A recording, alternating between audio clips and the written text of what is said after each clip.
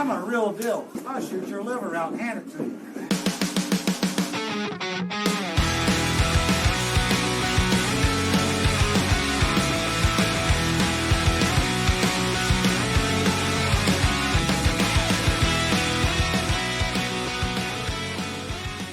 Yeah. All right, we're here. We're back. We're doing this. We got it. Podcast. Here we go. Started. 3, 2, 1. Just kidding. It already started. What's up, guys? Well, hi, guys. We're back. Rob, Nate, good to talk to you. We're all back together again. We are Holy all cow. back together Seems like again. I've been on vacation forever. Yeah, it's kind of nice having your cheery voice to start out a podcast with. Demetrius always sounds so sad and depressed, and you're just always so happy and cheery. Well, that's because I thought I did a better job covering it up. Demetrius is plays pool for a living. Yeah. There's kind of a difference there. Man, I couldn't keep up on a lemonade stand payment. Anyway, yeah. It's the world we live in, man. Good. It's the world we live in. If we were more popular at podcasting, we would have so many more people more interested in pool, and then everybody would be like, oh my goodness, pool is so cool. Let's give up these other stupid hobbies that we have, like cornhole and golf, and let's just give all of our money and time to pool. Correct. That's it. We got to get the people that knit listening to the podcast. My wife knits. She listens to the podcast. I think we already have that demographic. I think we need to move on to golf and bags. Oh, bags. That could be fun, right? I don't know. Sounded good in my head. I think bags is, well, I don't want to say anything because there could be a bagger that plays pool and he'll be offended. I think everybody's offended by everything that you say, Rob. All right, we are going to move on, and we are going to actually start with our announcements in the beginning. Of course, I played in a tournament last weekend, and what I did was I basically took an entire week where I hit almost no balls at all. I probably hit a combined 6 or 7 racks worth of balls preparing for a pool tournament. And what I did instead was I spent about 20 hours just hitting the break rack. And I'm telling you what, my break, if I could make 3 balls in a row, I might be a good player at this game because my break is so good. The balls are wide open every single time, and I still can't run them out. Maybe no, they were too easy. That's probably it, right? That's it. That's what happened to you.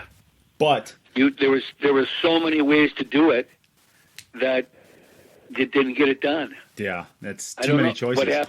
What happens, Demi, to a guy's brain when you see that rack and it's just the simplest thing you ever saw and you mess it up every time? Yeah. It's I've been there, man. It's like all you can see is ways to run 5 balls and hook yourself. Yeah. But Nate, I've got a question for you. What when you're practicing your break with the break rack, like after putting in the hours, did you feel like, did you have any kind of like breakthroughs where you like started doing something different or you were more aware of something, or do you think it was just a matter of kind of grooving what you already do? Like, tell me about that. Okay, so how I worked with my break rack, and of course break rack is a sponsor to the podcast, their time is actually up, but I believe in their products so much that I'm just not getting rid of them. They're just going to get a free sponsorship for forever because the product is that good. So that'll tell you exactly how I actually feel about this. They're no longer paying me to do this. I just believe in it so much. Okay, so how I envision how I work on my breaking was I decided that I was going to get a good range of tables. So what I did is the place that I practice at, The Rock, has 8 diamond pool tables in it. And what I did was I set up the break rack on one of them, and then I got myself down to the point where I was able to pinpoint my speed within about a half of a mile an hour of each other. And what I did after that is I took that break that I could no longer, I started at 21 miles an hour, and I took that break and I broke on the other 7 tables before the pool room was open. So I took my break of about 21 to 21.5 miles an hour, and I went and broke on 7 diamond pool tables, and I saw how each of those tables with a magic rack responded to that speed. After that, I went back. I found out that I just wasn't making balls consistently. I'd make a ball maybe 50 to 60% of the time. And when you're playing against top players, that's not good enough, right? We want to be closer to 75 to 90% of the time when breaking an 8-ball rack. So I went back and I changed my speed. I went from 21.5 to about 19.5, 19 to 19.5, and I started breaking at that. I got to the point where I had my speed dialed in. I was sticking the cue ball, and then I went to the other 7 tables again, and I hit that break. And what I found was I was making a ball closer to 60 to 70% of the time and having good cue ball control. And I'm like, that's pretty good. Why don't I try one more speed? I went down to 17.5 to 18 miles an hour, and I took that break to the other 7 tables. And what I was finding is I was making a ball between 80 and 90% of the time consistently with control. Of course, you can never control for like getting a kick and scratching or something like that. But I was controlling the cue ball. I was sticking it in the center of the table, and I was making a ball between 75 and 85% of the time consistently. And usually I was making between 2 and 3 balls.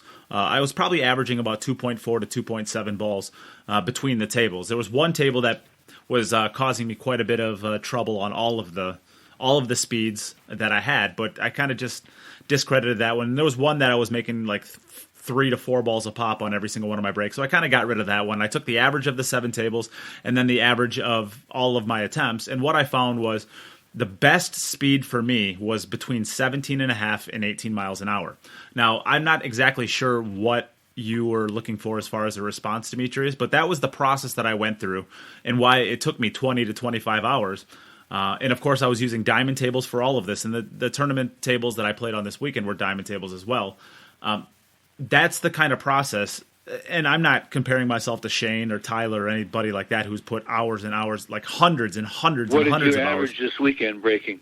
How many balls? Yeah, let me answer that in just a quick second. But that's kind of what it takes. If you want to be a good breaker, I think that's what it takes, is what I did over the course of 2 to 3 months. And the break rack really gives you that opportunity to not only get your break down to where it needs to be, but it really allows you the ability to control a speed, control your variables as much as possible, and see how the balls react at the different speeds.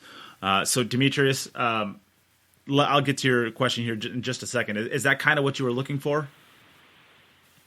Yeah, so I guess to follow up, and that's pretty cool, and I find it interesting, really looking at how the balls react at different speeds on the break, and that, how much more effective, 19 might be than 21 at times and things like this.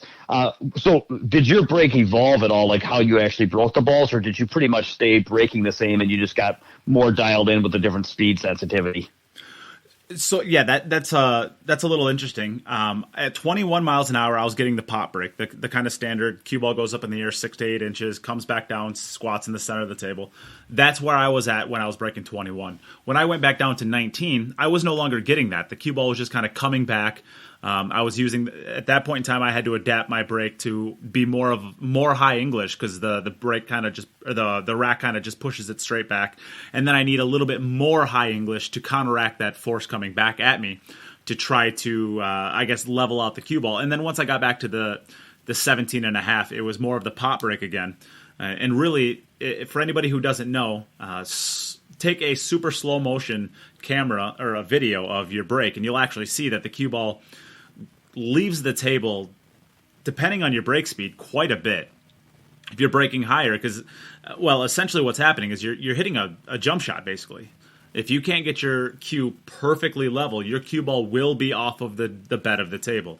And where the cue ball comes back down onto the table and then contacts the rack is basically what you're trying to control when you're doing a pop break, or if your cue ball is jumping off the table. If your cue ball is in the air, usually a half an inch to an inch off the table, and it cracks that rack, it's going to go flying. So when I'm messing around with my different speeds, what I'm really also doing is I'm trying to control the trajectory and the arc of my cue ball to land at specific times. So when I'm fluctuating my speeds, I am also fluctuating the way that I'm hitting racks, and it gave me a really, really great appreciation for the trajectory of the ball. Not only the arc, but kind of what 1 inch off of the table when it makes contact with the rack versus 1 millimeter off, or when it contacts at the same exact time, and kind of what those things mean. What I found was when I break at 19 miles an hour, my cue ball is actually contacting the rack and the table at the same exact time, which is why I wasn't getting kind of the pop break, the cue ball jumping up in the air, because it just pushes the cue ball straight back. At 19 and at 21, my cue ball was not actually contacting the table at all. It was making it in an arc all the way to the contact ball of the brake rack and then shooting up in the air because it was not on the table. And when I was at 17, it was actually landing about 4 inches before, hitting the rack a little bit in the air, and then coming up and popping back on the table. So I got a greater appreciation for the arc of my cue ball, how it's contacting the brake rack, and how to control it once that happens. I guess the realization I had from doing this, not only is the delicacy of the speed when you're braking, but also where you put the cue ball, because of course the arc is going to change based off of where you put the cue ball on the table. And so does this come with a camera, a side camera? No, to give you that picture? No, I just use my phone to do that. But by changing the placement of the cue ball, it actually changes where you're going to contact the rack. And I think a lot of the knowledge that I guess Demetrius is what I found out, to kind of answer your question, is I have a lot more venues that I want to explore in the coming weeks and months with the brake rack on really perfecting the arc of the cue ball and how that contacts the brake rack to really give me a better control of the cue ball and to get it to do a little bit more of what I want it to do. Yeah, because when we were doing jump shots, we worked a lot. You were working a lot with me on like controlling the arc of the cue ball and the jumps and all that. And then I can see it's very interesting to think that. So if you're wanting to, let's say you're wanting to break at 21, but you're in the air the full time, and maybe there's a benefit of kind of coming down on the one ball as opposed to being in the air. You could either back the cue ball up an inch or two back of the head string, or move it 4 inches to your one side, so you've got a little bit longer path and control the length. I mean, you could in addition to playing with the elevation, you could play with the distance and all that. And correct. Yeah. Interesting. Yeah. So that's okay. kind of the pool cue parallel to the floor and hit him at 25. Well, it's very, very so the difficult. Cue ball never comes off the table. Most pool players can't swing a pool cue at 25 miles an hour. I guess I should say get the cue ball moving at 25 miles an hour. I mean, that is if I'm really loose and I'm really feeling good. The hardest I've ever broken a rack recorded was I think like 26.1. And I mean that is as hard as I can possibly swing a cue with absolutely no control at all and just kind of swinging. I think most beginning pool players hit between 15 and 17. Did you try that with your camera to see what the cue ball was? No, this was a long time off the table ago. With that speed? No, this was like back in, I want to say I was like 22, 23 miles an hour, and there was one of those state events where they have the speed gun set up, and whoever breaks the hardest wins. Yes. So I don't remember it. I just remember the speed. I don't remember what actually happened, and I certainly didn't take a slow-mo. So. Okay. But I guess to answer your question from before, I was breaking 2 to 3 balls in regularly this weekend with control. I honestly think I scratched one time the entire tournament, and that was a kick. I got kicked about 4 times. Other than that, my cue ball was squatted just about every single time from working. So every time you broke, you basically had first turn of the table and the ball's open. Yep. And that was just from spending How many of those the 20 racks do you think you ran? I actually counted it up. I broke and ran out of seven breaks in the first one. I broke and ran 3. The second one I broke and ran 5 out of 8. The third match I ran 4 out of 7, and then the match after that I broke and ran 4 out of 8. So that's not bad. What was the main reason you didn't run the other open racks? Stupidity. Yeah, stupidity. Okay, nothing with your stroke, or just so you're saying you mind blocked something. You know what else? Oh, sorry. Go ahead, Nate. Well, I was just going to say I didn't play all that well. I broke the ball so well that I couldn't help but run out of a lot of those tables. I mean, they were so easy I couldn't help it. Okay. But I mean, I never felt truly comfortable at the tables as far as like the grinded out kind of games. I never got quite there comfortability wise. Were you the only one at this tournament wearing a mask while you were playing? I was one of 2 people. Okay, 2 other. So you and one other player. Yes. Were masked up at the table. Yes. Demetrius, what were you going to say? Boy, now I lost my train of thought. It's okay. Keep going. Well, of course. Oh, I know what I was going to say. I was just going to say when I have put in time practicing my break, it generally it really gets me in stroke to where it's like in terms of swing speeds, I like to shoot a little bit more soft than a lot of players. Like a lot of top players really like to waffle the balls in, let their stroke out, really get firing the balls, snapping the balls. I like smoothing the balls, rolling the balls, finessing the balls, and that's fine. But I have to have it geared up to where when I need to come with some power. If I get flat on balls and need to move my ball around, it's like I need to have that big stroke ready. And so what I found is when I practice my break, boy, it really just kind of gets me in stroke where I feel like I can still play the finesse game, but I've got all the power I need there in reserve. So it usually helps me get in stroke. So, I'm surprised you didn't, I'm surprised you didn't play lights out, but maybe it was distractions or other things in your mind too. But how did you do in the tournament? I ended up fifth out of 20, 25 or 26, I think. I just never quite got comfortable. Is what it came down to. But you know what? That's a result thing. I like the preparation you put in. Good job putting in that kind of preparation and fighting like a beast. And well, you know what else with this tournament? I mean, you had, it was a number under 675, right? But over half of the players there were over 640. So between 675 and 640, I mean, come on. Yeah. That's not a big gap of skill. That's a tight window. So you're playing against pretty darn good players the whole tournament. Oh yeah, for sure. Every match you're not gonna get a super easy draw in this tournament. Yeah, if my break wouldn't have been as good as it was, I don't think I have to win a lot of those matches. There is and of course this is turning into quite a long discussion, but I think there's a lot of really good stuff in here about the break and how to prepare and practice your break. So I'm gonna keep it going because I think this is a conversation worth talk about. The whole podcast is the break. Yeah, I think this is a good conversation worth having. So what I was there is something. And Demetrius, I think maybe you can speak to this. Well, I think we all can. We're all at that level, right? I mean, Demetrius, you're just shy of 730. Rob, you're like what 630 these days, but you were up in the 670s and 680s. I think at one point in time in your career, if you're, and then when they first came out with the Fargo numbers, I was and I think I'm actually marked by the beast as the Salado guys. Well, you know what happened to told me today. I'm at 666 now. Why my number came down? Probably because you played. It's from local bar tournaments in the area that where the numbers got sent in, and I was playing people that a race to 3 that weren't supposed to win a game. Yeah. Against me.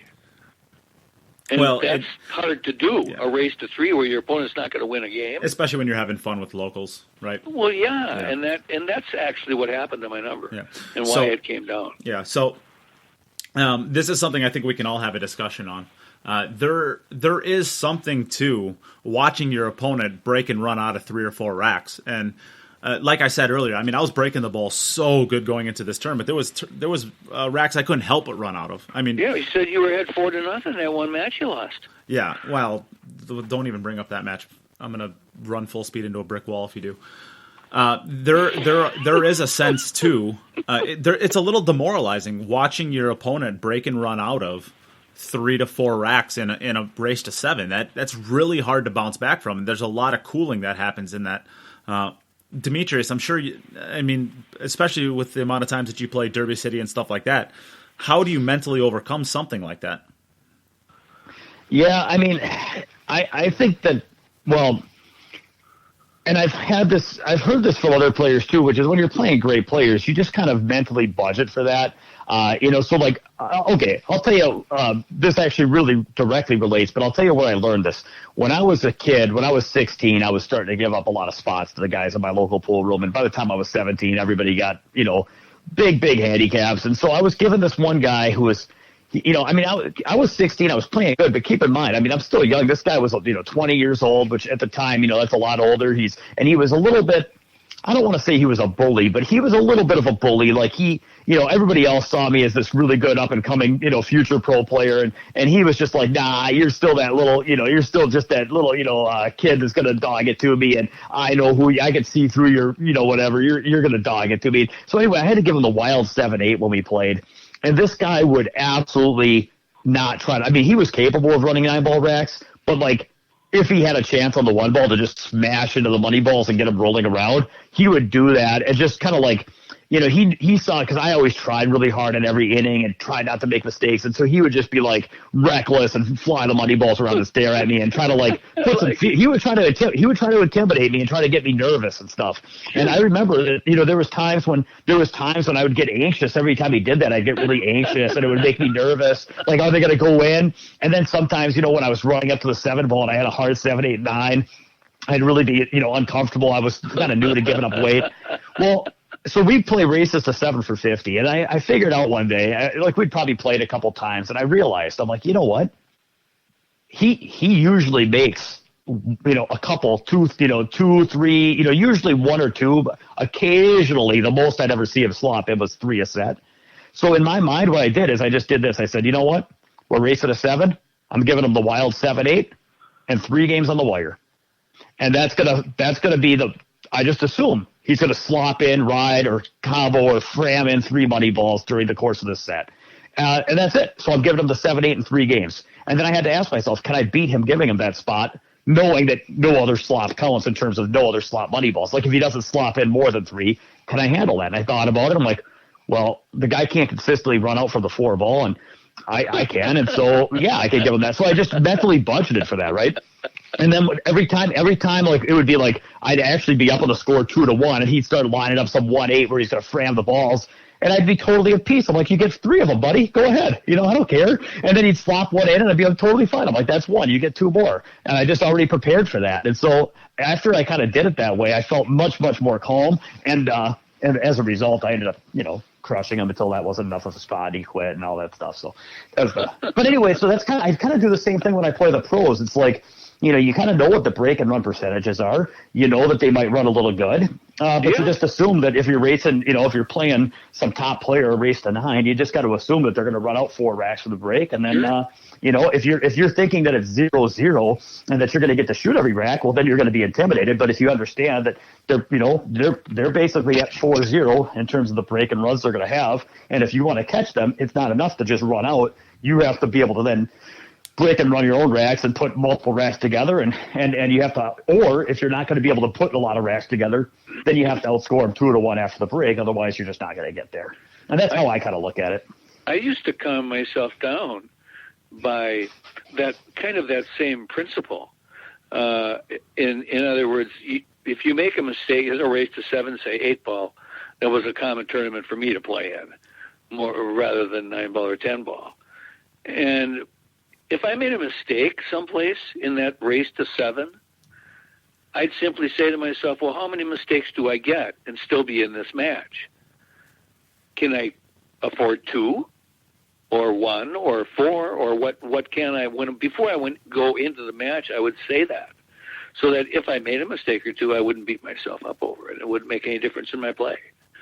And the same goes for the people you're playing. I mean, they could be great players, but you don't necessarily think they're not going to make even 1 mistake in a whole match, because more likely they will. Even the great players, they'll stroke too quick, look up, they'll do something, they'll hook themselves. Those are both really, really kind of neat, interesting ways of looking at it. I like that. I might have to it's a way to calm yourself down. Yeah, for sure. You know, just not let what's happening, if it's not real positive, affect you. Yeah, for sure. I like that. All right, so we can move on from there. Of course, all of this is possible if you have the tools necessary to be able to work on your break or work on your psyche. So, I mean, of course. So anyhow, Nate, I have to say something about what you did this weekend. I actually commend you for you spent 6 hours or more, 7 maybe, in a vehicle. Go to a tournament where you're out of pocket $300 or $400 to stay and eat and stay, and you come in 5th place, tied for 5th, 6th, and you don't win any Calcutta money and not much money for the tournament. I think that's a worthwhile story for all pool players out there. You know, you're going to go to pool tournaments, and if you don't come in first, second, and third, chances are you're not going to make any money at that tournament. And I don't care what kind of tournament it is, a local tournament or a bigger tournament, or not so much at Derby, which I guess now is canceled. But yeah. Well, it's at the end of the day, it's a love for the game, and there's not a lot of. Yeah, I was just gonna say. I mean, guys, there's one player in our country that makes money playing this game. I mean, Mike DeShane is kind of retired or semi-retired. Justin Bergman's like semi-retired. You know, Oscar Dominguez is semi. I mean, like those are like, as far as I'm concerned, I'm not. You know, there's debate, but I mean, if they're not numbers 2, 3, 4 in the country, they're knocking on the door, right? And it's like when they can't make money playing. You know, for people that are like, yeah, okay, you get like a little window or two. So if you're like a regional level player that's coming up, and you could like snipe the 650 and under division or the 600 and under division, and snipe a couple tournaments, or you're playing guys that still underrate you a little bit. You get like some $500 set action. I mean, I'm not saying that there's not years where you might have a year where you make $5-10 kind of like scuffle and pool, but like realistically. It's not sustainable, and B, it's I mean, you're talking really small numbers. Nobody's making money playing pool. There was to where it would be. Demi, I'm sorry to interrupt, but there was one year where in 1 year when John Stitch was running his tournaments over here in Wisconsin and Minnesota at the casinos early on when he first started these tournaments. Yep. Where I know for a fact Dobie made over $35,000. That kind of goes exactly what Demetrius so that's is saying. kind of my point. Yeah. When you say 1 year, that's actually kind of my point. You know what I mean? It was 1 year. And that's really hard. I mean, I know those John Stitch. You know what? I almost don't want to get into this, but I know the John Stitch tournaments, and I know that. I mean, what does first place pay in one of those things? $1,200, $1,000? I mean, you'd have to win. You'd have to win a tournament every weekend for the whole year. Well, this was back, Demi, before they had divisions. Okay, was this back? Are you talking like 2000 and before? This is 2002, 2003, 2001, back in there in those. So there was a time. There was a time when you had a lot of bucks to get in the tournament. And there was 175 guys in one division. Back when you could have an open non-hit. And some of those. I mean, listen. Back when you could have an open non-handicap tournament. Yep. Where you had 128 player fields, but those days, I mean, we might as well be talking about how much money Greenleaf made doing exhibitions. I mean, it's like example. Back in those days, even an amateur, that was a lot of money to make for an amateur. No, I understand. I grew up playing pool in the '90s, and I know Gene Albright used to do well. Listen, but we're talking about kind of current times. And my only point was that. We play for the love of the game. That's it. We play for the love of the game. And it's nice. It's nice if you can like have a hobby that generates income. That's great. Or if you can have a hobby that covers, so that when you buy a new Revo shaft, or when I go to the U.S. Open and I fire off $2,500 in a week to go play against international players, it's nice that it's not all net loss. You know what I mean? So it's like nice that you can offset that a little bit. But I mean, you got to just love the game. It's the experience. It's the I call it when I talk to my daughter about even like things like going fishing or camping for a weekend. It's a discovery. You're going on a mission to have something happen. Doesn't really matter a lot of times exactly what that something is. And that's what going to these tournaments and sitting in a car for 8 hours. I went to some 3-cushion tournaments, spent 11 hours in a car, eat both ways. And, I have no chance to come in the top 50%. So it is for the love of the game. Yep. It is for the passion of the competition. Yep, good way of putting it. Yep. All right, so let's move on from there. Of course, we have our updates. We still have hoodies and T-shirts that are available. If you would like one of those, please reach out to me. And we can move on from there. Let's do our shout-outs. Who would like to go first with a shout-out? I'll jump in. Because I already opened my mouth. I've been kind of debating, but I'll tell you what. I'm going to shout out to Jesse Martin. He's a guy, I think he knows little Chris. He's from Texas. Anyway, so the point is he reached out to me because he heard on our podcast, he heard me talking about the 3-time drill. And so he went ahead and set it up and tried the 3-time drill. and found it to be very challenging, but then it became kind of like his it's really, now I'm not saying it's always going to be his favorite thing to do, but he's been kind of on a kick. So he messaged me and told me about his experience. For those of you that don't know, the 3-time drill is a drill where you try to run 5 balls. You run them in order, and you have to shoot each ball 3 times and take the worst of your cue ball position. So you shoot the one ball. Yeah, we've talked yeah, about you this shoot the before. one ball 3 times. I like marked all 3. Yep, marked all 3 locations you ended up, and then you have to play the 2 ball from the worst of your 3 lays. And so the only way to run through that rack is to find patterns and shots that are very controllable, so you can kind of be more consistent, because otherwise you just quickly go off the rails. Anyway, so he tried this, and he really liked it. So he shared with me some of his experiences, and he showed me, he actually sent me a video of him playing this 3-time drill, and it was fun. And so it's just always nice to hear that, people finding value in these things. He thought he wants me to make a video of it and put it out there so that more people see it, because he thinks so I'll do that. So stay tuned, guys. I'll do a video of the 3-time drill. I know Nate's already got one on YouTube, so you can check it out. But it's a very fun, challenging drill, and you're going to learn a lot more from doing a deep dive like that into one layout than you are just going to be kind of zipping through the balls and marking the coin if you win or lose, and waiting to see runouts that you know how to make, and just kind of moving on from the ones you don't know. So way to go, dig it in, Jesse. I appreciate you taking the time to share your experience with me. And they're almost impossible. Yeah, but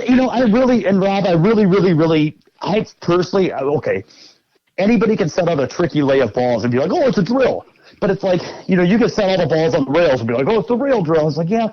But in the end, just because something's difficult to do, like, to me, it should be like developing certain skills that are very useful in games. And I've spent a lot of time drilling in the last 10, 15 years. And so I've eliminated a lot of drills that look cool, but I don't really feel like they really strengthen. It's like going to a gym. You can go to a gym and do all these different things, but it's like, you really have to figure out what muscles do you need to strengthen, and what are the right exercises that are going to strengthen those muscles. And you can go throw a bunch of weights around and do all this stuff, but if you're kind of aimless and ineffective, I just feel like there's a lot of people that just like, well, what if we put the balls here? That's a cool drill. It's like, is that really helping develop the skills you need to compete at the higher level? And I know what drills work for me, where I feel like I get a lot of bang for my buck in terms of hours on the table. Yeah. And so I just think that throwing out a bunch of balls that are difficult to run and being like, ooh, putting it on Facebook because you happen to get through some gimmick rack, I don't really think that's what drilling is about. Yeah. I know when we started the podcast, Nate, I think it was you, said something to Demi about how do you handle that, being down 4-0 in an 8-ball race to 7 or whatever, and what do you think? And I think back to the first game I learned how to play, of course, was straight pool. And if you've ever been in a situation where you break and your opponent, you're always going to 100 and he's at 75 and hasn't missed yet, until you've experienced that, I think being down 4-7 in a game of 8-ball, and especially if it's every other break, you got to think you're going to win that until it's over. Where it's a little bit different in that straight pool. So I actually learned early on, when I was really young, when I was 13, 14, 15 years old, how to not let a score in a game affect the way you play.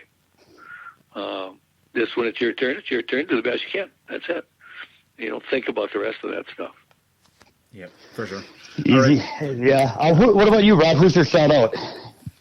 Oh, yeah, my shout out. I was going to do last week. I had forgot who I was going to shout out to, so I did a different one. But I was really a player, well known in Wisconsin, and he's going to be in Hall of Fame. Craig Powers. He's from the Milwaukee area. Lifetime UPS driver, retired, and started playing three-cushion billiards, I got to say maybe 7-8 years ago, more or less full-time, and has gotten to a point in his three-cushion career where he is placing in, like any tournament he goes to, placing in the top 10 in the tournament wherever he's at, even some larger national-type tournaments. And his game is really coming along nice. Well, anyhow, he is now currently. He had an accident with a chainsaw. Oh my God. And yes, and was close to death. Minutes away from bleeding out, basically, when the EMTs arrived. And really, he messed up his left arm. He's a right-handed pool player, and messed it up pretty bad. But a surgeon put it back together for him, all the parts and pieces, and sewed him up. And so he's on the mend currently. So he's not playing any pool, but he's in rehab. No, but he's going to be okay. And that was just a backyard kind of chainsaw thing that happened. I don't know the particulars. I haven't talked to Craig. He's Facebook 2 messages out there for people and to just let him know that he's okay and stuff. But I just wanted to wish him well and tell him that I don't know if he listens to the podcast or not, but maybe he will. That I will see him back on the billiards table, I believe, in a short amount of time, and hopefully it's shorter than short. Yep. Yeah, I had the luxury of getting to meet him last year for a tournament in Madison. Seems to be a pretty good guy and a pretty great person for the game. So I will echo that, and hopefully he recovers nicely and quickly, and he's back to running 4, 5s, and 6s pretty soon. Yeah, and you know what? He plays pocket pool at a very high level, even though he hardly ever plays. The year before last, he went out to Vegas for the BCA, the Platinum Division. He won the 8-ball, came in second in the 9-ball. That's pretty sporty. So his pocket playing skills are absolutely still there. He enjoys three-cushion billiards more than he does pocket pool now. So. All right, my shout-out is going to be a double shout-out. I have not actually probably pushed the website for a long time now. I do have a website for the podcast if you are a new-ish listener. It is cueituppodcast.com. And on there are a bunch of resources. There's a shop for T-shirts. There's a shop for a lot of other swag and gear on my website. There's coffee mugs, stickers, patches, towels, hoodies, blah, blah, blah. But there's also a contact page. And the people who... I'm going to give a shout-out to two people who found it and actually sent some well wishes as well as some thank yous over. So my first shout-out is going to be to Nick Burritanos. I hope I pronounced that right. And the second shout-out I'm going to give is to Ken Anthony. And they both sent very nice messages. Ken sent a big, long one. You can tell the fire is definitely in his game. And... yeah, it's nice to get some messages every now and then from the website, thanking us for what we're doing, giving us suggestions on how we can make the show better, giving us fan questions, which we are actually going to read off today. Ken sent in a fan question via that, so we are going to read that off today. And Nick, it sounds like he is a 700-plus level Fargo player, so from Vancouver, Canada. So the dude's a monster. It's great to hear that we have some really higher level players that are listening to the podcast. It's nice to hear that. So yeah, I'll just give those two shout outs to them. Check out the website if you want. There's lots of really cool things on there. The player profiles are really neat. They have lots of information about some of your favorite pros. Of course, they were podcasts as well, so you can listen to them there, but there's additional information on the website. Other than that, I guess let's move on to the podcast.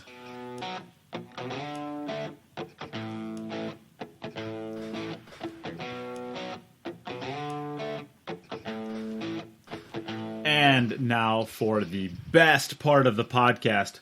We as pool players have been whining for years that we have no outside money in all of pool. This is our opportunity. This is the final week of the opportunity for us to get a long-term sponsor to the podcast. If you wanted to get yourself a Lawnmower 3.0 or to get yourself the Manscaped package that Demetrius just got a couple of days ago, This is your opportunity, and it will help support the future of the Cue It Up podcast. Do not wait. This is your moment. Demetrius, tell us about it. You love it, right? So I have not had a chance to put this to use. I just opened the box today, but I've got it here, and you can listen to that nice buzz. This thing is this is unbelievable. So the presentation is just stunning. I opened the box. I've got the Lawnmower 3.0 with its little stand and charger, and then I've got these fluid bottles that I'm not really sure. I want to go into depth of what they are, but anyway, they get the job done with clear instructions, and it looks really sleek. It's waterproof. It's rechargeable, and I'll tell you what, for people that are, of course, we appreciate the Patreon. I mean, that's a huge step for the people that support the podcast. But I do want to say, for people that are hesitant to make a big donation on a recurring basis, this is a way that you can support the podcast with a one-time purchase where you actually get something that you can use and benefit from. So everybody needs a Manscaped. And so I would say, it's Christmas coming up. We need how many people do we need to order these to keep the sponsorship going, Nate? 10. Just 10? We need 10. We just need 10 people. Look, there's Christmas coming up. Come on. So if you've been, I don't even want to consider the alternatives of what you might have been using for this type of grooming, but come on, man, it's 2020. You need to get the best in the industry. These guys are specialized. This is like the Revo shaft. This thing is almost carbon fiber. I have a feeling this is dent resistant. Doesn't it look like it? Here and scissors ain't working anymore. Yeah, this company has the dead nuts on genital grooming. I'm telling you what, it's the dead nuts. Hey, it's a package for a package. Ooh, Rob, I think you just one-upped me. That was pretty good right there. Of course, let's go into some of the reads. When the phone stopped ringing the other day, remember I told you about that? Yeah. The other day, actually, the doorbell rang. The door? Oh, my goodness, Yes, Rob. and it was a young lady wanted to share my Lawnmower 3.0. She wanted to try it out, huh? There you go. With me. And I told her I was married and that wasn't going to be possible. But Well, of course, let's go into our reads. This Manscaped product is now available in the UK. All of the UK people, Chris Alexander, it is available for you now, too. This is the third generation trimmer featuring a cutting-edge ceramic blade to reduce grooming accidents, which I promise you are definitely going to want to limit those as much as you possibly can. This is a great way of doing it. When I tell you this is premium, I mean premium. The battery will last 90 minutes so you can have a longer shave.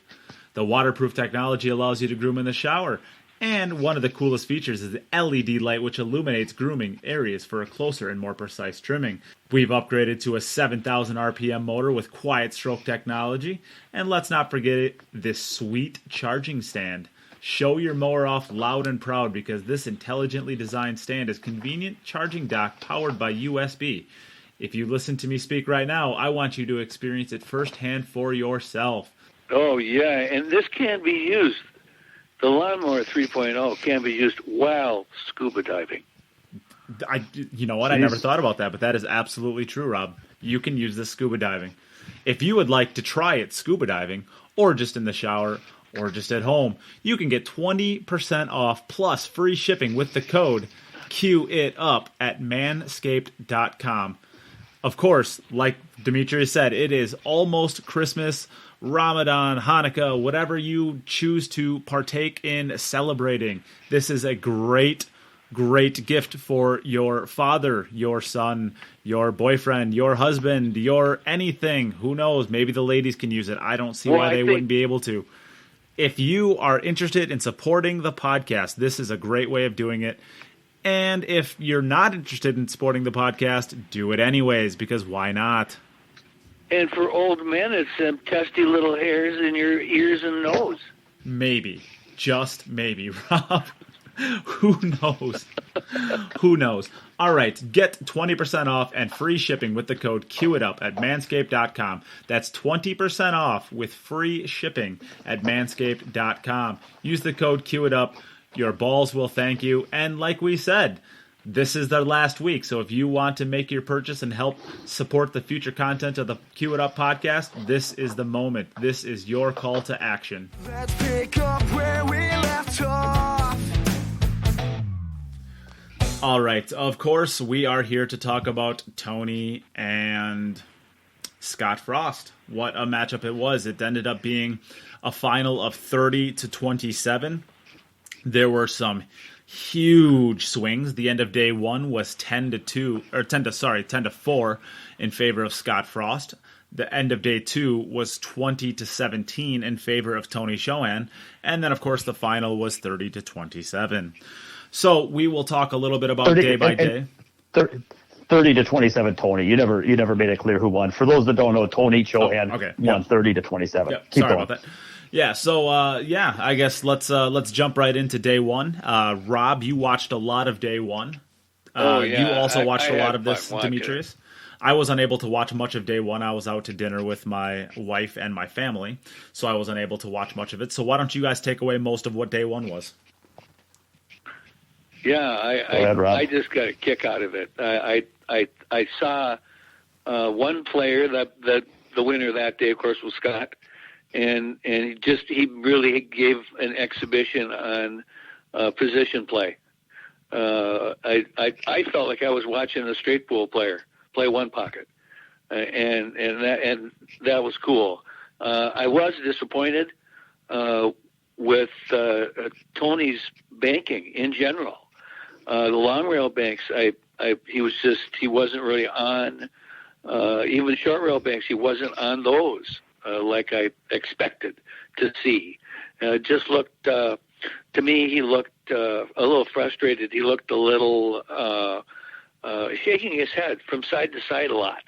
You know, when you see players, your opponent up at the table, and they're shaking their head like no, or oh no, or boy, that was dumb, or, you know, and that I think helps you excel when you see that kind of thing. And so for whatever reason, it could be a lot of things going on in somebody's head, or physical reason of some type.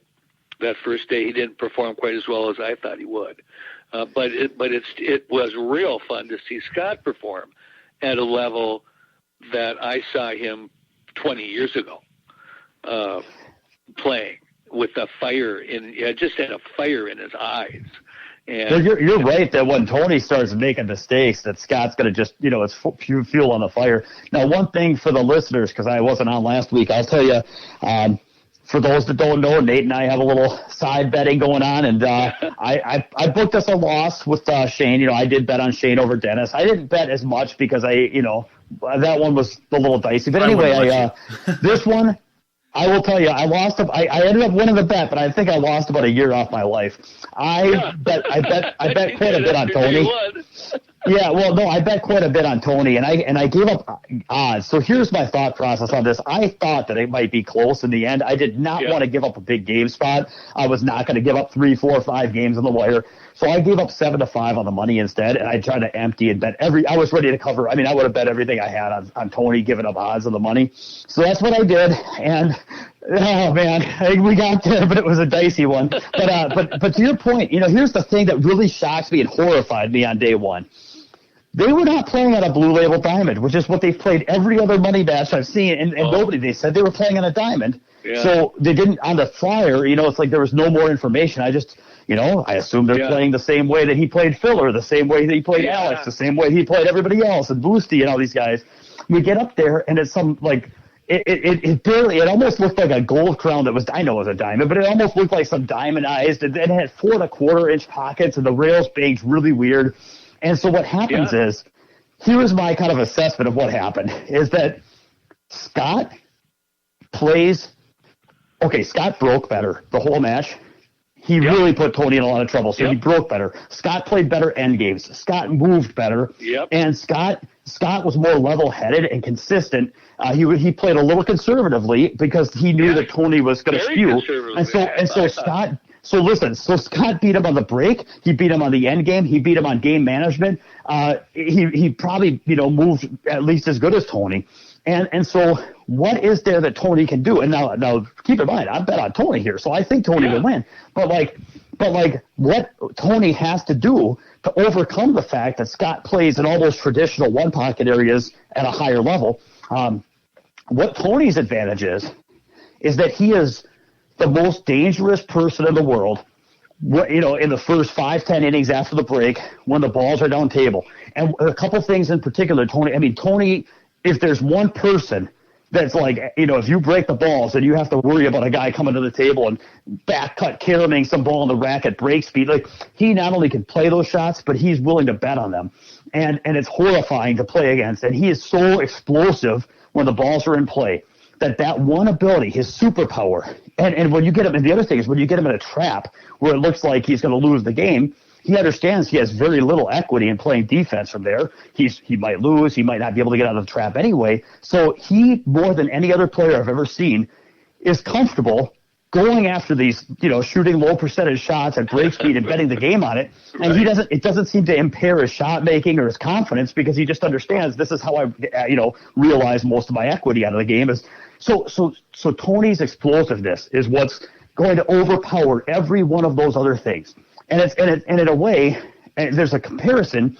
I was watching this AccuStats match that just got posted to YouTube. Johnny Irvolino playing Earl Strickland straight pool, and it's like the same thing. Whereas like Johnny Irvolino made an old straight pool, play better patterns, play better break shot angles, play better cue ball. But like in the end, Earl's going to shoot straighter, and it's going to overpower everything else. Well, Tony's got to play so offensively that it overpowers everything else. And what happened on day one is that the pockets were so tight and the rails were banking so unpredictably that when his bank shots weren't going in and he couldn't count on some of the offensive shots, like he's got this calibrated game where he knows how hard to push the gas pedal and he's pushing it. He's taking those corners as fast as he can. And once he realizes that some of the shots he normally go for, he can't make, and then he doesn't, but his only style that works for him and the only way he's going to beat Scott is to play aggressively. But then if that aggression isn't working, like you could see it was breaking down and he didn't know how aggressive to play. When he pushed too hard, it burned him and he sold out. When he didn't push hard enough, Scott outmoved him. And it put him in a horrible, horrible spot. And then because he didn't have a winning plan, then he started getting frustrated, and then he started melting down. And then Scott, and that was fuel on the fire, like you said, where Scott just came alive and played some great pool. And so it was pretty horrifying for somebody that bet every penny of their kids saving on this match. I was pretty horrified after day one. I'm like, if Tony can't get his offense going, this match is not going to work. Yeah, because I asked Nate if you guys had bets on this game, and they said, the first day, I bet they're shaking a little bit. But what I felt with Tony was the table really wasn't suiting his banking at first. Everything he banked was short. The first half of the match, or even 3/4 of the match, and then he adjusted. Well, then he was banking almost everything a hair wide. So the balls weren't going in the hole for him on these bank shots. They were coming close, but they just weren't going in the hole, and that wasn't good enough. So Scott definitely outshot him that first day. And then, when I saw the score 20-17, then the second day that I didn't watch, but I saw the score, I went, oh, wow, I wish I would have watched today, because today I would have seen, the real Tony playing the game. And so, Nate was right, though. Nate was right, because coming into day two, Nate, is there anything, can we jump into day two, or did you want to add anything to the day one? Yeah. I mean, I wasn't able to watch hardly any of day one. The only thing that I would add was that it just looked like Scott had been playing on the table. It looked like Scott had a lot of time on the table, and it looked like Tony was kind of coming into the table as if he knew what it was already playing like, but it just didn't quite play that way. He just never really looked comfortable on the table. So that's really all I have, and I don't even know if that's true or not. It just kind of looked like that to me. So yeah, absolutely, jump into day two. Yeah, and it's really hard to tell the difference if something's physical or if it's mental, because it both looks the same. It's hard to know if he really. Anyway, so coming into day two, you're absolutely right, Nate. He started off really, really, really strong, and I mean, this is kind of something that minstrels might sing about. He was down 10-4. And then at one point, from down 10-4, he got up 14-11. So he won 10 out of the first 11 racks, which is almost what he had to do. Because I mean, coming down, listen, what he had to do. here's what I was thinking about coming into day 2. I'm like, he's down 10-4. I'm like, if he can find a way to get his offense going, gain some confidence, and listen, if he is the better player, and he gets his offense going and gets into some kind of rhythm, then he has the ability to win a lot of games in a row and overcome a 6-game deficit.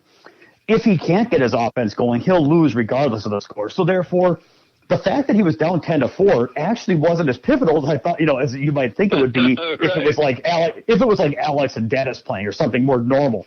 I'm like, either Tony will get into gear or he won't. That's what this is going to come down to. And he got into gear, and he ran up a big, from a 6-game deficit, like I said, 14-11.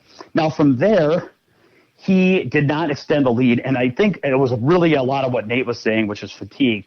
Day 2 was by far the longest day because of how far behind he was. They played till somebody gets to 20, which means he won 16 games, and Scott won 7, which means they played 23 games. Yeah. And that was and Tony's a bigger guy, and I've seen him play a number of matches where at the end of the day, I've seen Tony fade. Actually kind of reminds me of what match was it, Nate, that we saw that? Was it Bergman and Roberto Gomez, where at the end of the day, Justin would fade a little bit, and then, or was it Gomez fading a little? I think it was Gomez fading at the end of the day, and then he'd come in the next day and be fresh. So we've seen in these long sets, we've seen that sometimes players have trouble just making it through the day, and if they could get through that checkpoint and get a good night's sleep. So that's kind of where Tony was at, but he wasn't able to extend the lead, and he played pretty erratic to end the second day. But after where he was to begin the day, the fact that he could trade games and finish up 3, I know he was loving it. Oh, yeah. Yeah. At the end of the second day, he had to be, in heaven. Yeah. Now, the only thought I had about this, though, is at that point, was that even though Tony was ahead 3 games, he showed so much frustration in day 1 and at the end of day 2 that. And I do think Tony's a better player. Day two, because he was ahead. 14-11 and didn't really didn't extend. And he had opportunities, and then it got tied up again, and then he extended, or not quite tied up, I'm sorry, but he had opportunities to extend, and he fumbled them away. And one big momentum swing was these long games. Whenever it came down to an end game where he was up like 6-3 on ball count, he'd end up losing those games that would take an hour, and those things were really taxing. Those are mentally. And oftentimes when he'd lose one of those hour-long games, he'd sell out the first shot of the next game and lose a quick one right after. And he was frustrated. So what I felt like was I do believe Tony's a better player. However, I felt like this coming into day 3. Tony was up 3 games. He's the better player. You'd think that favors him. However, Scott has been playing good. He's close, and he's seen enough weakness from Tony at different points that he might be thinking, if I could just catch Tony in another one of those slumps, I'm prepared to take this away from him. And if I really felt like this, and I was wrong, I felt like either coming into day 3, either Tony would extend his lead and go on and win and catch a gear and just come in fresh and run the thing to the finish line. But I felt that if Tony got into a funk and started struggling and Scott started playing good and made up that deficit, I felt that if Scott could tie it up and it came down to like an even race to 5 or 6, I really felt like Tony had been struggling so long the whole weekend. It felt like he was doomed. Like everything, like deep down, he was frustrated. He was disgusted. He was just even at one point, even when he was up, and I'm jumping ahead, but even when he was up 26-24, I really felt like he looked like he just wanted to resign and go home and get out of there. And so I really felt like he was very, very vulnerable and that it was really important for him to maintain the lead. And, as it turned out, we had a pretty stunning finish. But even though he's the better player, he was up 3. He was so frustrated and struggling so hard for so many hours. It just didn't feel good. It didn't feel good to be rooting for Tony. Boy. Yeah, I bet you were just sweating bullets. I know I was. It's a really weird match, and of course we can kind of just jump. I guess we can kind of just jump straight into like the final analysis of it, because we kind of skipped straight over day 2 and went straight into day 3 there and kind of just looked at it all. If you remove day 1, Tony wins the matchup. Day 2, 16-17, and then 10-10 in the final day. So he wins 26-17. If you remove day 2, Scott wins 10-4 in day 1 and 10-10 in day 2, so he wins 20-14. It's kind of that second day and the first day that they were just weird in the end of it. And it's hard to look at the entire thing and say, well, one of these players is significantly better than the other because of this day, right? You could kind of point at Scott and say, well, hey, he won 20-4 or 20-14, and then you can look at Tony and say he won 26-17, so he's the better player. I guess I'm a little confused walking away from this. I gotta feel like day one should always be removed more than any other day, just because there is a settling into things. There is a comfortability with the table and the environment and the surroundings and all that stuff. And day two and day three, especially day three, are better indicators of who's the better player, I think, than day one. So I got to give it a little nod to Tony. But, I mean, I honestly was not expecting to ever – I mean, I called, I think, 30-16 or something like that on the podcast last week. I was not expecting Tony to come out and just kind of get walloped like that on day one. Where are you guys at as far as walking away from this? Yeah, let me tell you what I think. I think that there's a titanic difference between Tony and Scott, and here's why. This all started for me about 5 years ago. I want to say about 5 years ago. Scott Frost and Alex Pagulayan, they played a match that was 7 ahead for quite a bit. They were just playing 7 ahead one pocket for quite a bit. And I remember at one point they'd seesaw. This match went like 5 days. They played every day for like 5 days. And Alex would be up 2, and then it would get back to even. Then Alex would be up 2, and it would get back to even. And Alex never got more than +3 ahead. And I don't think Scott ever got ahead, or maybe he was up 1 game. But it was pretty close to even with Alex pushing and Scott defending. And this continued until some ridiculous – I mean, this went on for 5 days. They might have been at like 62-63 or something like that in terms of game count. They played like 120 games. It was unbelievable, right? But in the interview after the match, or in the interview before the match, and I'll never forget this. I mean, this is like burned into my memory. In the interview before the match on day 6, they asked Scott Frost.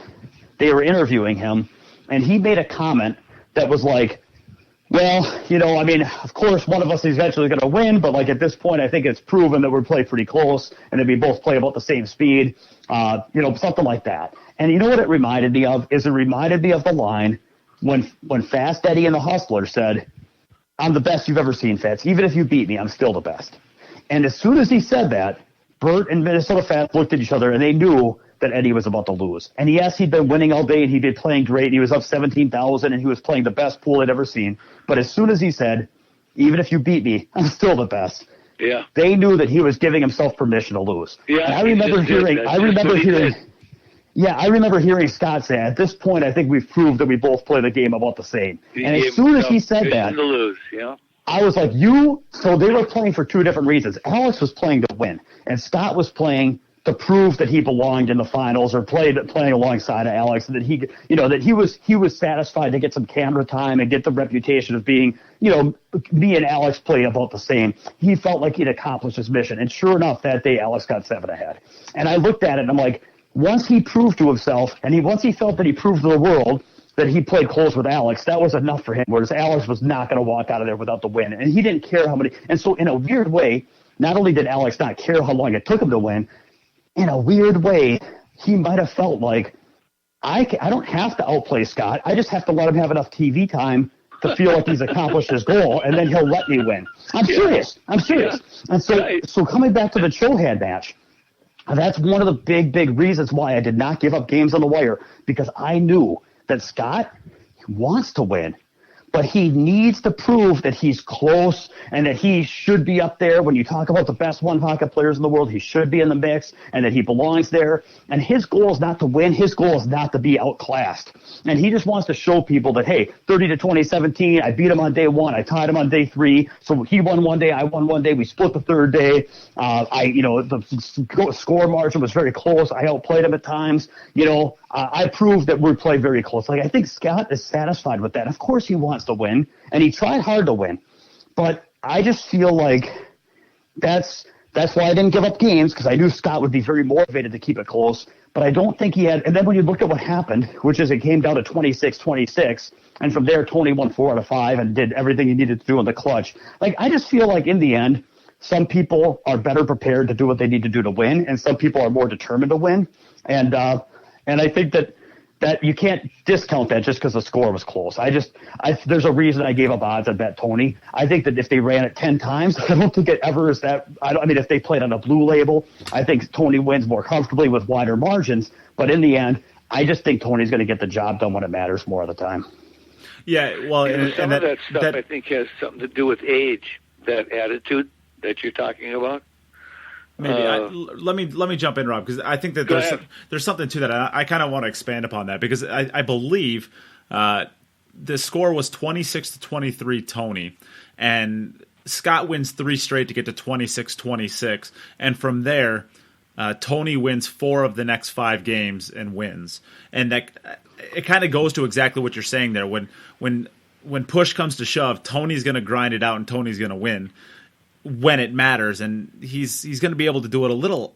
I don't want to say effortlessly, but the last 4 of the last 5 games, I mean, Tony won 3 of them big time. I mean, like 7 to 8-0, 8-1. To be very specific. To be very specific, at 26 apiece, he won 3 in a row and got on the hill. Yes. To where Scott would have needed 4 in a row. So even though not only did he win 4 out of 5, he won 3 in a row to get 29-26, which almost locked up the set. Yep. Yeah. So I mean, there is definitely something to that in a sense of like he did it, he grinded, he got there, and it seemed like once the time came, there was no question as to whether or not he would, and I think that's an interesting point to make there. So I guess let's I think we're pretty good at this point. Let's leave it there. We have a lot. Well, I've got a lesson I learned from this match that I'd like to share, because when it comes to one pocket, I'm going to share it. We'll move on. When it comes to one pocket, it's very interesting to watch Tony in particular, his balance between offense and defense. And like poker, where the poker players have gotten more aggressive and they're willing to lose big pots and they're willing to take these big swings, they are also doing that because they extract more value that way. Tony is prepared more so than most players to miss big shots and sell out games and take some big swings, because he also knows that his overall effectiveness when he gets in gear. And we saw that. We saw him take some losing streaks, and we also saw his gears. And in the end, his gears were so powerful, they made up for his losing streaks. So we understand that Tony's going to push the gas pedal to the floor. However, there's necessary risks. Tony betting the game on a hard shot and missing, that might have been an appropriate risk, and you've got to play aggressively. But there was also some unnecessary mistakes that he was making when he was frustrated and when he was fatigued. And those were mistakes that they weren't mistakes that added value in the sense of a gamble. They were just like careless or sloppy or fatigued. And one spot that came up in particular was when the balls were wedged up table. Scott would become very patient, and Tony would get irritable because he's losing, right? He's losing that day, or he's losing that part of the session, and he's tired and frustrated. And when you're losing and you're frustrated, scraping off balls for a while is kind of torturous. It's just the last thing you want to do. You want offensive shots, you want to score, or you want to just get this game on and get a chance to, you want to try to break up a 4-game deficit. You don't want to scrape off balls. And so what would happen is, he would get careless, and he would knock a ball in the corner, and all of a sudden it would go on the spot, and Scott could shoot at it, or he could put him in a trap. Or he'd roll up on a ball and not even get a rail and have to spot one up. Or he'd try to thin a ball and miss the whole stack and spot one up. Or he would play a careless shot where he'd end up leaving a bank shot that Scott could hang something up and get him into trouble. And he would leak off so many opportunities unnecessarily. And so you can't say, well, that's just him being aggressive and it's baked into his strategy. It's like, no, that wasn't aggressiveness. That was fatigue. It was frustration. It was carelessness. And so there was one idea I had, was just kind of the difference between calculated risk versus unnecessary risk. So what I learned and what I'm going to do next time I'm in that spot, and I've got a pretty good one-pocket toolbox that I already use, but it's no secret knowledge. It's just awareness of what to focus on in the right spot. And what I will tell you is, next time I have balls wedged up, I will tell you exactly what I'm going to do. Because there is a voice in my mind and a feeling. The feeling is impatience, frustration, and the feeling that this is going to go on forever. You scrape the balls, they scrape the balls. You scrape the balls, they scrape the balls. You get this feeling that this is going to go on forever. This part of the game doesn't matter. But I know that this part of the game does matter, because one of us is going to get sloppy first and leak off opportunities. And it's not going to go on forever. It's usually 5-10 innings. So my move, next time I'm in that spot, 25 shots. I'm committing to myself to try to scrape off balls 25 times as well as I can, where I get rails, I hit the balls, I don't knock anything in, I don't sell anything out, I make sure that my cue ball speed's good. If I'm trying to create distance, I really try to get the cue ball frozen. I'm going to treat these like nine ball shots in a game of 9-ball. I'm going to treat them like money ball shots. I'm going to give them that much attention. And I'm going to do that for 25 shots in a row. Because realistically, that's the voice that tells me this doesn't matter, it's going to go on forever. It's like, okay, I'll commit to 25. And I guarantee you that if I'm ready and if I'm mentally budgeted to focus hard for 25 shots, my opponent won't be, and they're going to be the first one to leak something off. Yeah. I think that was definitely the for flip-flopping. I think that was the situation that kind of happened in day one with Tony, and I think it flip-flopped to where Exactly what happened in day that was one. what happened with Scott the second day. I think Scott was trying to make things happen probably where he didn't need to, and I think And that Tony cost him took a lot. chances in day one with full racks. I mean, he tried those 3 kisses, 1 rail, back cuts. You know, he tried to feel that. And I'll tell you what, I know we're going to move on, Nate. I'll just say that my closing thought is, as much as I love, like, I don't play that style at all. I play a lot of one pocket where it's all about, you know, kind of the classic suffocate, control, don't make any unforced errors, you know, make them earn everything. So watching a style where you bake in so much risk and so many swings, when it's not working, it seems horrifying to me because I'm like, those were so unnecessary. But what I do is, but I have an appreciation of knowing that his offense, what he can do creatively and explosively is so powerful that you have to look at that. You have to look at the total wins minus the total losses, and you can't critique his losses. You have to look at the finished product. And in the end, the guy, I've just never seen a player more explosive than Tony. And so I'm the first to admit that even while I cringe every time he does something wild, it doesn't work. And I'm like, well, I wouldn't have done that. But I'm like, yeah, I also wouldn't have, run Scott over 10 games in a row either. You know what I mean? Yeah. So anyway, okay, Yeah. that's good. I'm good. So we're going to leave that there. We are going to see. This is a weird time that we're in right now. This is, for full disclosure, this is November 24th. The Mosconi Cup starts in, I guess, about a week and a half. It starts December 1st through the 4th. We will talk about that. We are not going to talk about it today. We are going to have to jump on together again, probably in the coming days. There is some stuff that's going to be dropping that there's no reason to talk about anything right now. So we're gonna hold it off a couple days. Pay attention to the Matchroom Pool page on Facebook and Instagram and Twitter and all that good stuff for up to the second breaking news. We'll just put it that way. Other than that, I do want to discuss that, like I said, in the coming days. We're going to hold off for now. We are going to take on our listener question of the day, which we have gotten from, like I said in the beginning, we have gotten this from Ken. Right? Yes, Ken. So let me pull that up right now. And where is it at? I'm going to find it. I found it. Neato. I did it. All right. Now, this question's it's a little bit abstract, and I'm not totally sure the best way of addressing it, but we will go with the question, what makes a 500 Fargo player different from an 800 Fargo level player? Now, a little bit of context. This person, Ken, Anthony, seems to have all of the fire in the world to be a top-notch player. He wants to be the best player he can possibly be. If that's the best player in the world, that's what he's going for. Based off of what I read off of the long message he sent me, he is determined, he is fired up, he is ready to rock.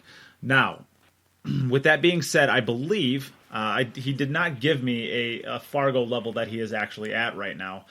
I suspect he's a little bit lower, maybe in the 400s, maybe early 500s.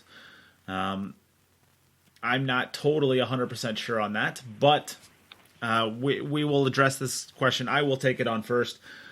It's almost uncomparable between a 500 and 8. So the question initially is, let me put it this way. He asks the question, what's the difference between a 500 level player and an 800 level player? And then he adds a second question of how can a 500 level player practice like an 800 level player? I think that's a better question, and I will say why I think the first one is just not a great question. It's a discussion that can probably be had, but it's like asking the question between a 1996 Honda Civic and like a Bugatti or some crazy high functioning car that can do literally everything. And the other car is perfectly serviceable and can do everything that it needs to do. But every single aspect of the game in an 800 level player is perfected, right? You can't get to be an 800 level player without banking it at elite level, braking at an elite level, jumping, playing position, all the cue ball, all the trinkets and aspects towards the game. It's just refined, right? And so it's a really hard comparison in my mind to make because a 500 level just does not have anywhere close to the skills. You can be a 500 level player basically just off of your shot making. You could have, I've seen players that are bar players who literally don't even know what playing positioning is. They like literally do not think past the ball that they're shooting on right now, but they just pocket ball so well that they're a 500 level player. And then there's other players who, I guess, play really, really good patterns, but they can't make anything slightly off of straight in. There's players that, they're decent at both of those things, but they jump really well, and that gets them out of a lot of trouble.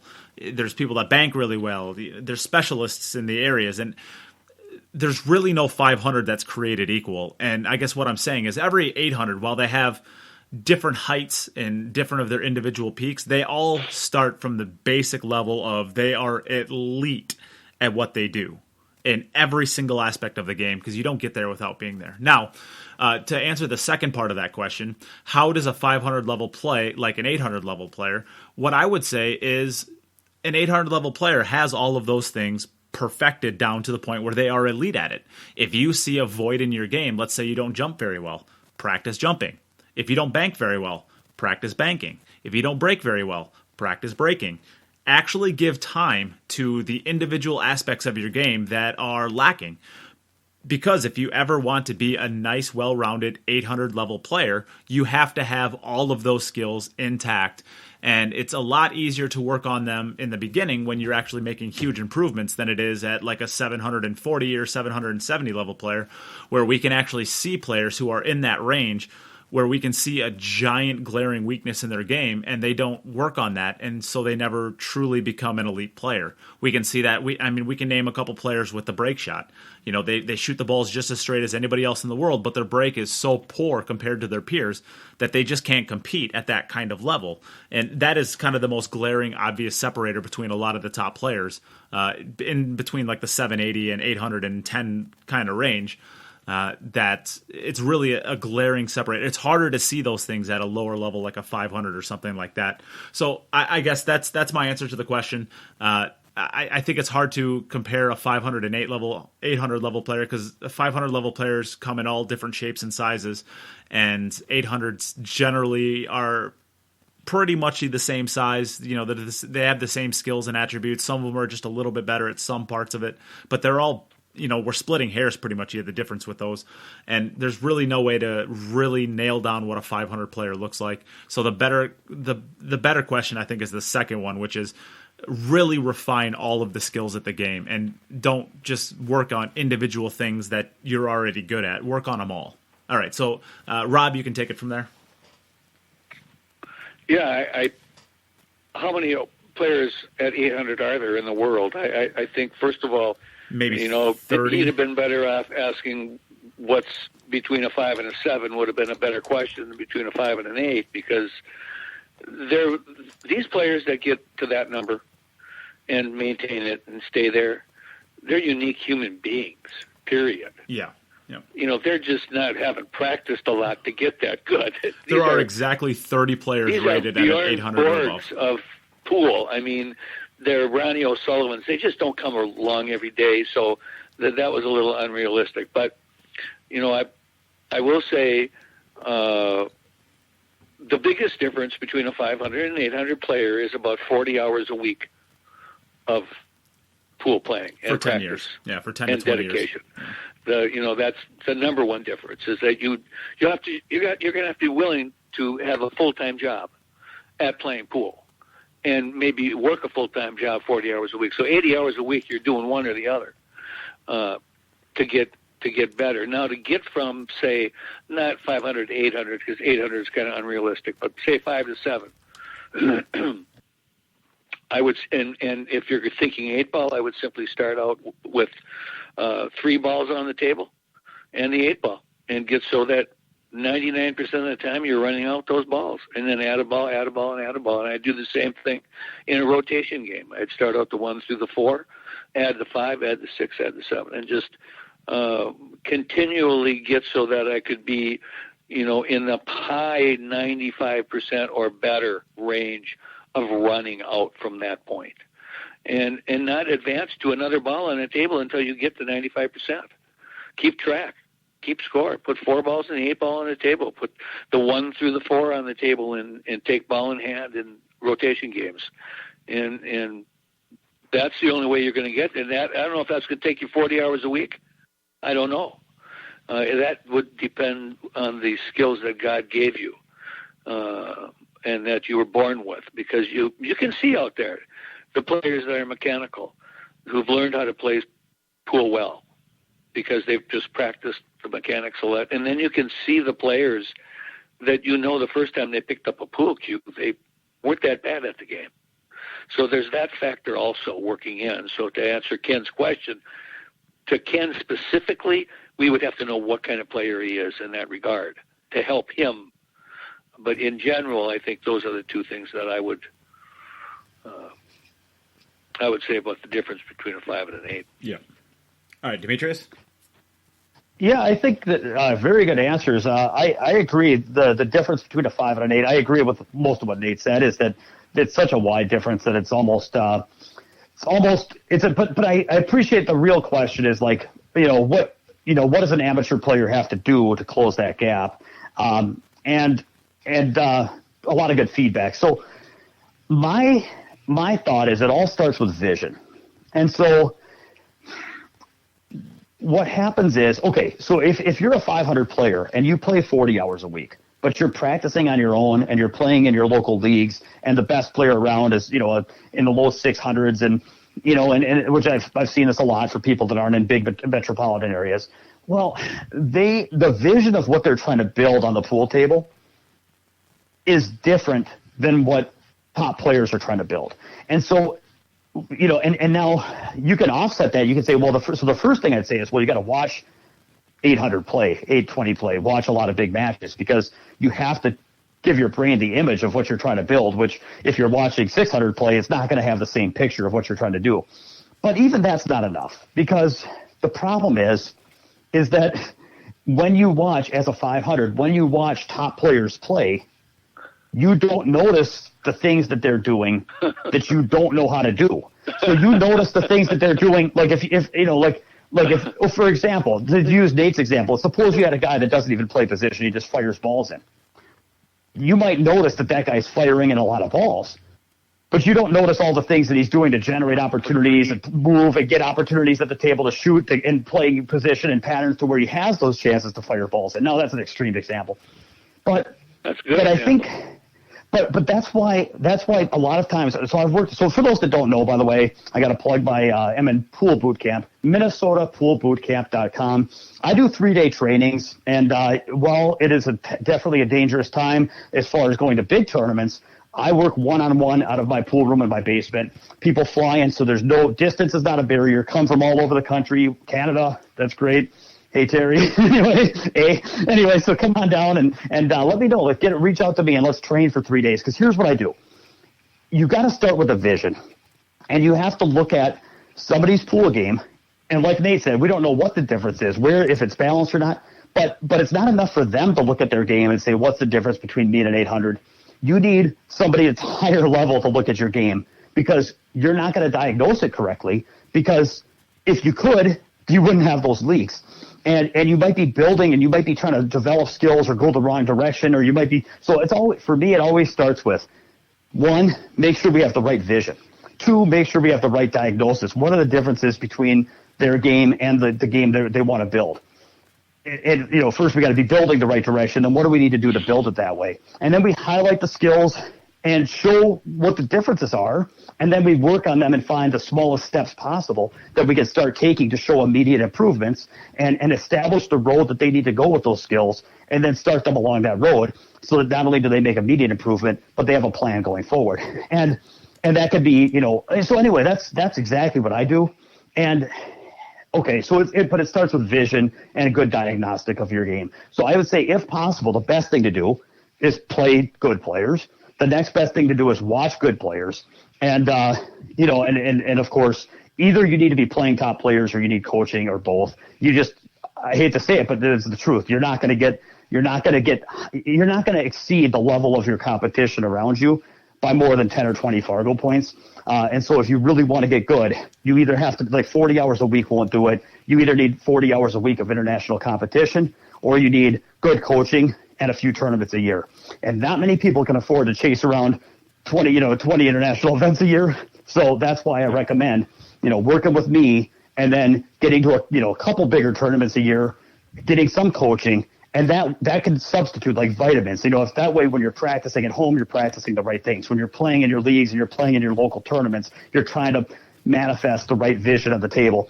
And even if you can't play international players or get coached every day, by playing a couple big tournaments a year, not international necessarily, but by playing a couple out of your comfort zone a year, 2 good tournaments a year out of your comfort zone, and a little bit of professional coaching, that can provide enough to where it can strengthen what you're doing enough to where all those other hours become much, much more productive. So that's what I think. You should look me up. The analogy that I like. Great answer. The analogy that I like to use is it's not actually hard to saw down a redwood tree, right?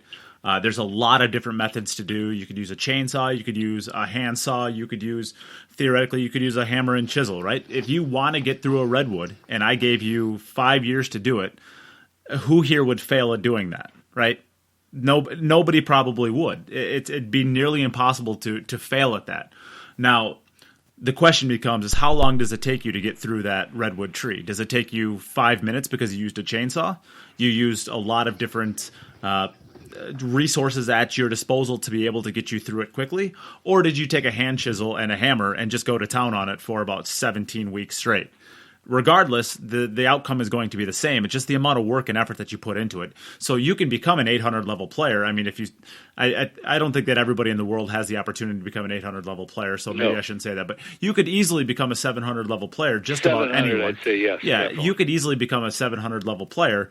And it might take you 50 years to do it, or it might take you 15 years to do it, or 10 years to do it. It all depends on the resources that you take advantage of on your way to that level.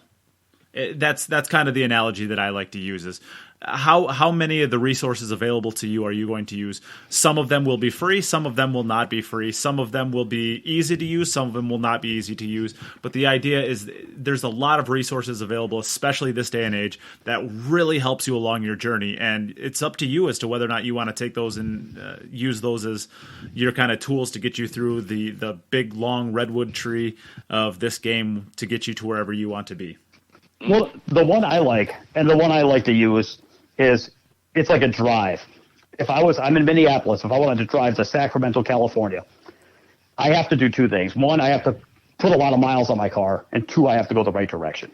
And if I'm not willing to put in the miles, there's no way to get to Sacramento where I'm driving less than 1,500 miles. There's no way. However, there's a lot of routes where I could drive 10,000 miles and not get there. So driving endlessly is not the answer. You have to have, but at the same time, even with good direction, there's no fast way to get to Sacramento for me. So it's like, so the reason I bring this up is a lot of people say, well, coaching, I mean, you need a lot more than coaching. You're going to have to work and practice and do all these things. I'm like, yes, this coaching, the point of coaching is not to suddenly get there. The point is, it's like a map that gets you moving the right direction so that your work will actually show progress as opposed to wandering around, Nebraska. No offense, to Dustin Gunya and Noah, but anyway, so the point is that the point is that, it's going to take time and direction. And you've got to put in the time, and then it's up to you if you want to be going the right direction. Yeah. All right. Yeah. So I think that's a great question. I think it was a fun discussion.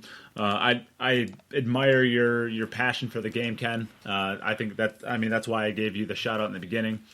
Of course, we're looking for more listener questions. So you out there have any sort of questions, ask them up, and we will spend usually quite a bit of time discussing them and giving you some pretty good, analysis on whatever your question is. Well, I've got a question that is going to put Nate. It's going to put you on the spot a little bit, and possibly Demi, both maybe put you guys on the spot here a little bit, spring something on you. I'm just interested in. Now, recently, Nate, you went over and spent a day with Demi at his house, correct? 3 days. 3 days you spent there. Yep. Okay, so you went through an entire boot camp, and you guys shared a lot of information. Yep. My question to you, Nate, is this weekend at the tournament that you were at, with all kinds of players about the same skill level up there battling it out, is there anything that you took away from that boot camp at Demi's that you actually applied during your matches this last weekend at the tournament you were at? Oh, of course. I mean, Demetrius's boot. And what were they? Well, without going too in depth into Demetrius's boot camp, he makes sure, and Demetrius, you can kind of correct me if I'm wrong. He makes sure that everything that you need to build a strong fundamental base of a game is not only in place, but if it is not in place, you address it, you show how to work on it, you show how to get it to where it needs to be. That's kind of, you're kind of building the fundamental building blocks of building any sort of strong game. Is that kind of in a sense? Yeah, the only thing I just want to clarify, when you say fundamental, you're not talking physical fundamentals. You're just talking about knowledge, the foundational parts. Yeah. Yep. Yeah, so knowledge of the game, fundamentals, mechanics, blah, blah, blah, blah. It has to be more specific. Well, no. Were there any times in any of the games that you played while you were in this tournament where you were standing there and you thought, without what I would have learned these last 3 days or whenever that time was at Demi's? I get your question, Rob. But I wanted to do like a little bit of a backstory. So that's kind of. Okay. With that being said, I mean, you don't get to be, if I could fluff my own pillow here for a second, you don't get to be a 666 level player by not fundamentally understanding most aspects of the game. I think that I had a pretty decent foundation of what a game needs to play pool at a moderate level. Not a high level, but a moderate level. So I had a little bit of the tools going into there that a lot of the things that Demetrius works with his students don't always have quite as deep. But okay, I will say the one of the biggest things that I took away from this that I will never, you just can't unlearn it, is the ability to not only look at a pool table, but dissect it. So it's kind of like, I kind of would describe it as this, kind of going off of Demetrius's analogy before.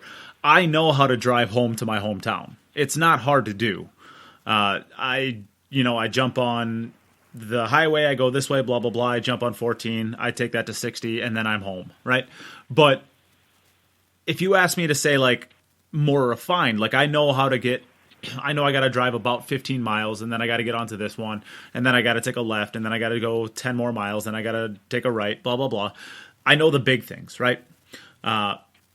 Sometimes there's other ways that you could take that are easier that you might not know about. But really the idea comes down to, and what I'm getting to is, I can't tell you the left and rights along the way that are just normal turns in the road that, you got to go up 150 feet, take a slight bend to the left at about 25 degrees. That goes on for another 400 feet. Like all of the really minute details along the rack that makes you have a greater appreciation for the patterns that you're playing, as well as why you're playing them. And once you understand more fundamentally how the racks actually work at a minute level, the very, very small twists and turns, why you're taking the patterns, and then a lot of it is the small details as to why you wouldn't play a certain way.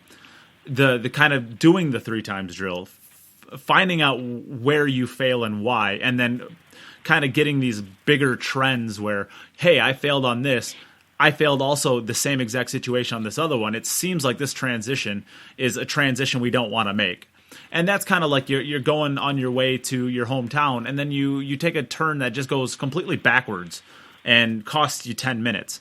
You're still going to get to where you need to get to, but you're not getting there as efficiently and as smoothly, right? So you're kind of diagnosing these little pitfalls, and especially my pattern play, to where I can never go back to where I was before, because I just see the racks for what they are so much more, and the patterns for what they are so much more vividly and clearly now. That was the biggest takeaway that I took from it, was the understanding and appreciation for the pattern. I want to jump in because Nate, to be fair to Nate, I mean, he's not only is he a 666, but he plays a great game of bar table 8 ball, and that's not insulting. I'm saying he's like a top regional player. If I played Nate a race to 25 bar table 8 ball tomorrow, I would be sweating it. I don't know if I win that match. You guys think I'm not joking. I'm not joking. That's a very difficult match. What am I going to do? He breaks and runs a lot of racks. He shoots good. That game. So, easy. But no, you at least spare my feelings, Rob. No, I'm just kidding. But I listen. He plays I've watched him play 8 ball. I've watched him diagnose patterns of 8 bar table 8 ball. He plays that game really well. And here's one of the big difference.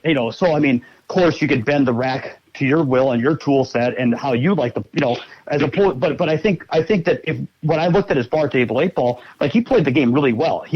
But when we go to big table 9 ball, big table 10 ball, that's where if we played, that's where you could see more of a difference watching him play big table 9 ball. And he already knew this. He's not a stupid man. After the Cue It Up Cup, the first one, he was like, yeah, my patterns are not tuned up. I watched the Europeans, and then watching me, I could see a big gap. And he knew that was where he wanted to get better. He had ideas of how he wanted to do it, and I was able to help.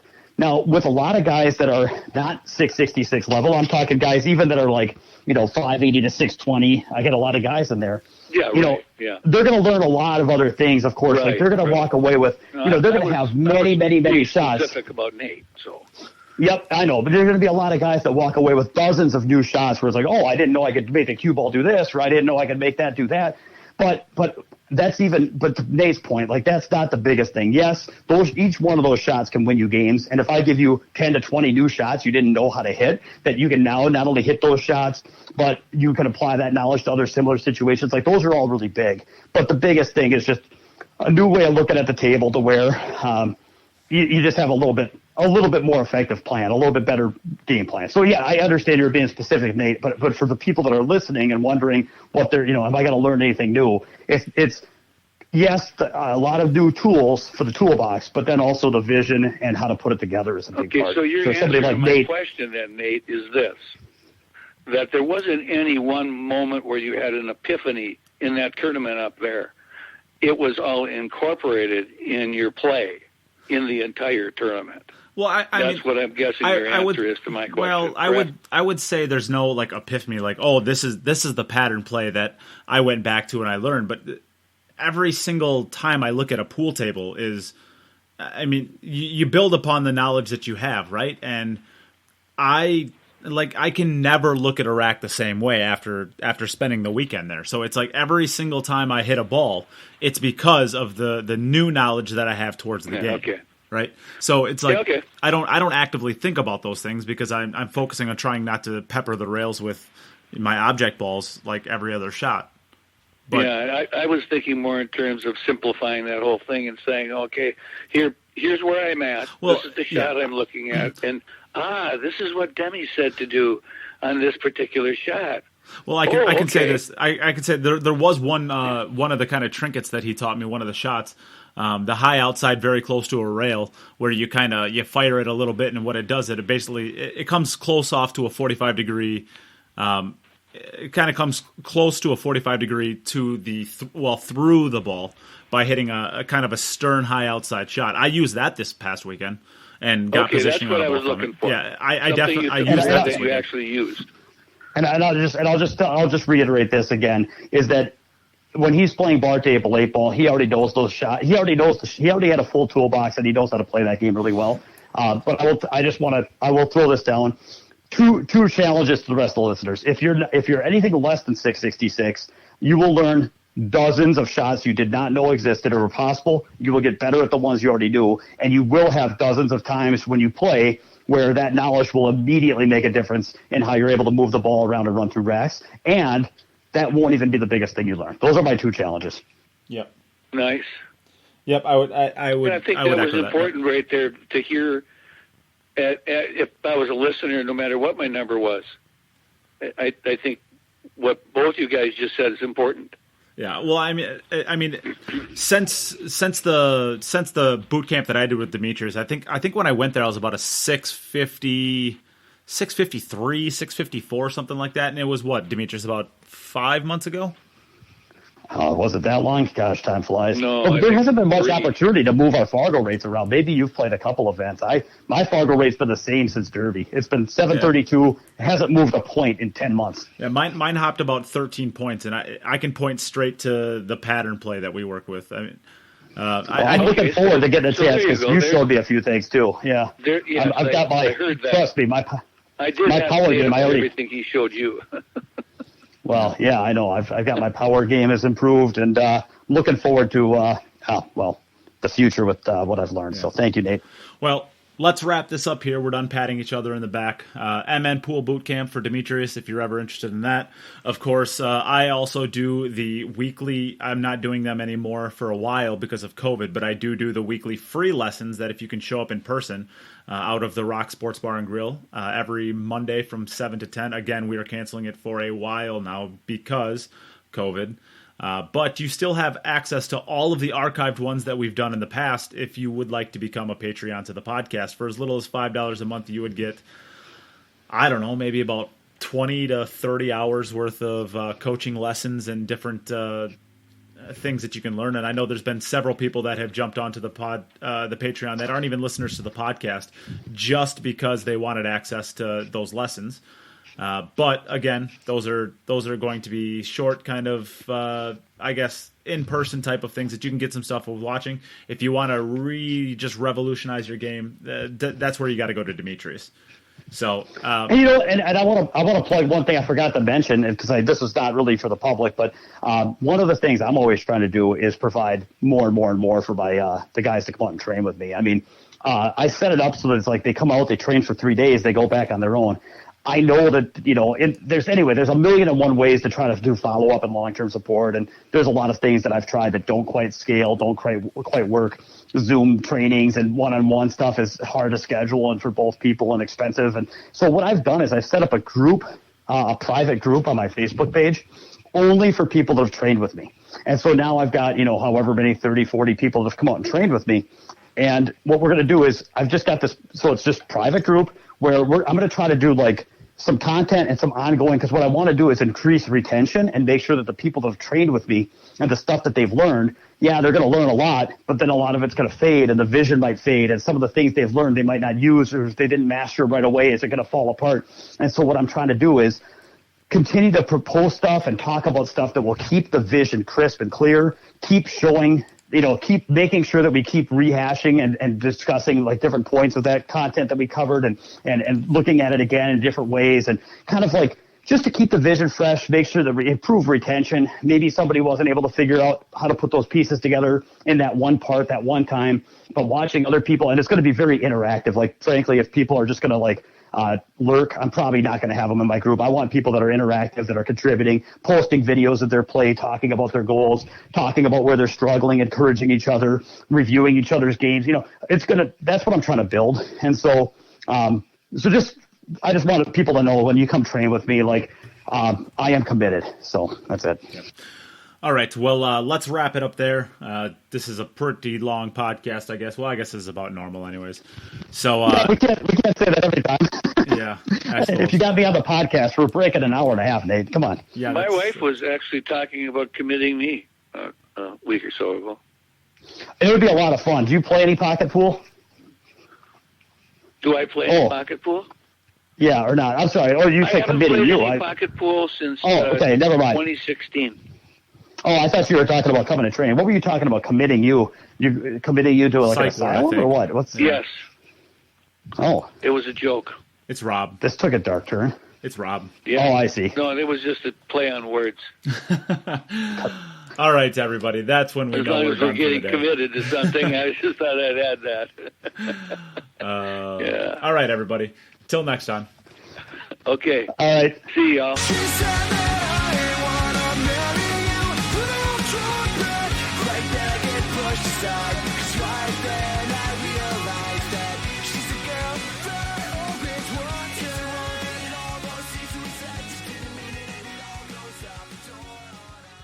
Hey everyone, thanks again for listening.